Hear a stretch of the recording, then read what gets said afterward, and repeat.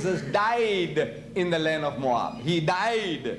He's alive, but he died in the land of Moab over against Beth Peor. And no man knoweth of his sepulchre unto this day. No man knows about where his grave is up to today. Is this man walking in flesh and blood? Is he telling you that his grave is somewhere and nobody knows where it is today, up to today? Did he write that? That he died when he's alive? Doesn't he know his language? That this is past tense? He's still alive and he says, I died. Oh, he could have made a prophecy. Like, if I were to make a prophecy, I says, you know, I'm going to all over the country. I will be visiting Washington, and, you know, I will die there in Washington, and Reagan will attend my funeral. Maybe it will never happen, anything like that. But can you see now, I can say that now, that I think, well, you know, I had a dream, or somebody tickled me, and I heard some voices which say this is what is going to happen. I can tell you that I will die in Washington, D.C., and Reagan and Mrs. Reagan, they will attend my funeral. But, you know, when I'm still alive, how can I say that I died in Washington, D.C., and Reagan was there? How can I say that? That I died when I'm talking to you now. I'm alive. Hazrat Musa alayhi salam could never have uttered those words, that he died. Then it says, and Moses was. This is simple grammar, simple basic English, you know. And Moses was 120 years old when he died. Musa alayhi salam, he's telling you that I was 120 years old when I died, when he's still alive.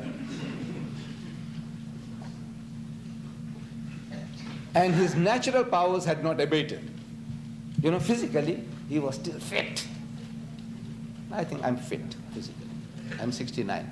He was twice my age. But he was fit. The wordings convey that if he had another 16-year-old for a wife, he could have done justice to her. You know, his natural powers, physical powers, sexual powers had not abated. He was still strong. Did Musa alayhi salam say that? You know, you think he would talk like that? Telling people, he says, you know, I'm still all right, you know. No. These are not his words. And there arose not a prophet since in Israel like unto Moses, whom the Lord knew face to face. Since in Israel. Since when? Did Musa say that? No. Can you see on the very face of it, these books are not the books of Hazrat Musa alayhi salam. And hence, they are not the word of God. Then there are certain other things about these books, 5 books. In these 5 books, there are 5 cases of incest. Actually, I'm sorry. In the first book,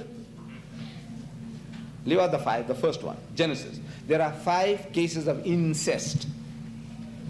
And the bulk of the people in the Middle East, you know, when I was asking them, I said, please put up your hands. Those who don't know what incest is. And quite a fair proportion put up their hands. I said, look, nothing to be ashamed of.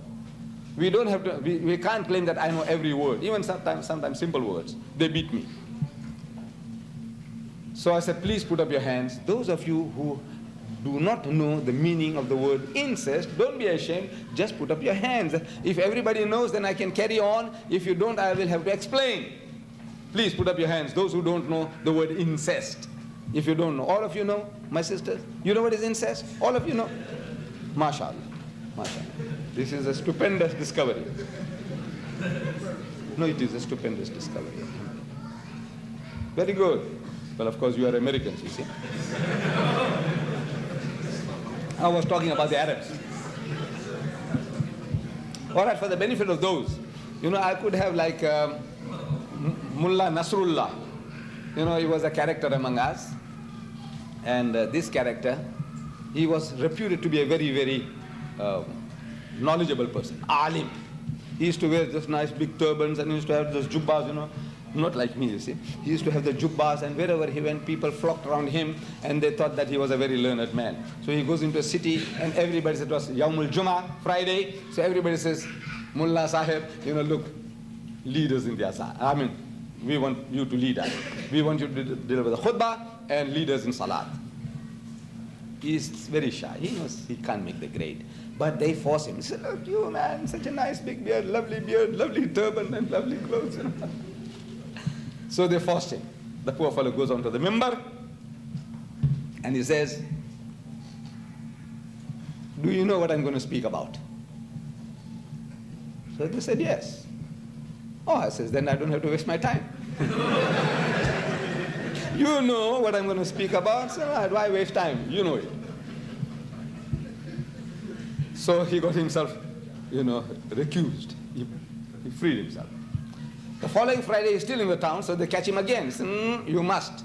So he goes on to the member again, Jummah time, for the khutbah, and he's asking the same question. He says, do you know what I'm going to speak about? So they decided, they said, no, this guy, when he said last week, when we said, we know, he got scot-free. They said, no, we don't know. So he said, look, in that case, he says, no sense in talking to you. No, I'm sorry. So the following week, they're still in the same city. So they prod him again onto the mimbar. And he poses the same question. You see, people don't learn. He's posing the same question. He said, do you know what I'm going to speak about? So they had decided, they said, look, man, this guy got off twice. This time we'll make doubly sure that we catch him. So he said, half of us must say yes, and half of us must say no. So they did it, exactly. Half said yes, half said no. So he said, look, those of you who know, tell the others who don't know. And he got off again. I don't think I have that chance.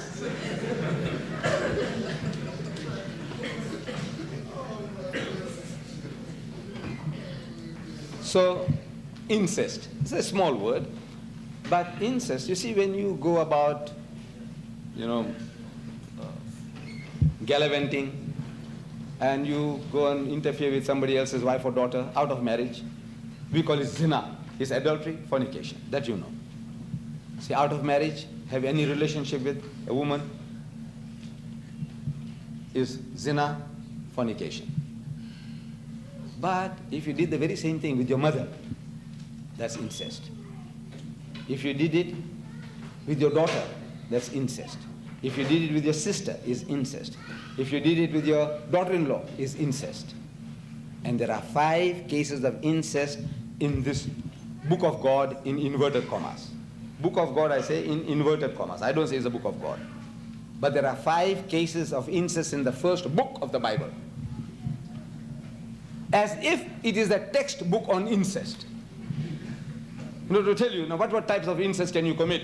You might not have the imagination. So it tells you, see, you can do it with your daughters, you can do it with your sister, you can do it with your mother, you can do it with your daughter-in-law.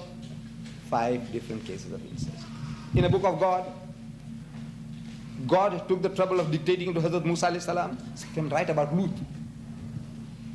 a brother in prophethood. Lut alayhi salam. After the destruction of Sodom and Gomorrah, we are told in this first book that he goes and lives in a place, in a cave, in Zoar, with his 2 daughters. And night after night, the daughters make the father drink and seduce him and collect his seed. They collect the father's seed. It's a noble thought they had. Our father is old, and there is not another man on earth who can come into us in the manner of men. So he says, come, let us make our father drink wine, and we will lie with him so that we may preserve the seed of our father. Ignoble thought. What a thought. And they did it to the father. And the firstborn gave birth to a child called Moab. And the second one gave birth to a child called Ammon, from whom we get the Ammonites and the Moabites. And these were blessed by God. God blessed them. When the Jews were told to go and kill the Palestinians, the Philistines, God tells them, according to this holy book, go and kill them all, men, women, and children. Even sucklings are not to be spared. Little children sucking the mother's breast, even they are not to be spared. Wipe them out. And even donkeys were slain. I said, what sins did the donkeys commit? What harm could they have done to you? On another occasion, the same God of mercy, according to the Bible, he's telling the Jews, repeats the same formula, go and kill them all, men, women, and children. Only virgins you must pay for yourself, which no man hath known. And they got for themselves, out of the Palestinian woman, 32,000 virgins, which no man had known. And out of that, 32 was for the Lord, God, his share. Can you imagine God having a share in your virgins? I'm asking, what does he do with virgins? No, in the name of the Lord, the priest will enjoy them. Khabis. And you say it's the book of God. God talking like that? Then you must go and find them out. Which is virgin, she is not a virgin, kill her. Little children, of course, what? Kill her, whether male or female, kill her. But if they're big enough, and you think they can come into use, verify. Verify. How do you verify? Astaghfirullah. Book of God? I says, no. This is not the book of God, nor is it the book of Moses. Why would he go and drop his brother prophet down to that level of committing incest with his own daughters? Then they tell you that Ibrahim alayhi salam committed incest with his sister. They say Sarah was his sister. Then they tell you that Reuben, one of the sons of Yaqub alayhi salam, he goes and cohabits with his mother on the roof. And he said Israel was told. People told him, he said, look, your son was enjoying his mother on the roof. And he didn't even say oof. He didn't even say ah. He didn't even say pooh. Nothing, not one word from him. Imagine. As he was very happy to hear the news. Then Judah, the father of the Jewish race, from whom we get the word Judea, from whom we get the word Judaism, Huda, Yahuda, Yahudi, Judah. He goes and cohabits with his daughter-in-law by the roadside. He's going to Timnath to shear his sheep, and he sees this woman sitting by the wayside, and he thinks she's a prostitute, a harlot. So he comes up to her and he says, allow me to I'm only reading the Holy Bible. He says, allow me to come in unto thee. This is classical King James English, which not King James English. This, our Jimmy Swaggart, he takes oath by this. This is the best Bible that there is, and I'm quoting from there, his Bible, King James Version. It says, allow me to come in unto thee. So she says, what will thou give me? He said, I'll give you a kid from the flock, a goat kid. So what guarantee that thou will give it? Because after you enjoy and you're gone, maybe I never see you again. He said, what guarantee do you want? He said, your signet, means your ring and your bracelet. Maybe they used to wear those things those days. And your staff, the rod of Moses, Asa. So the old man gave it to her, and he cohabited with his daughter-in-law and made her pregnant, and she bore twins. And these twins, Phares and Zara, are the great-grandfathers of Jesus Christ in the Holy Bible. First chapter of Matthew, first book of the New Testament, chapter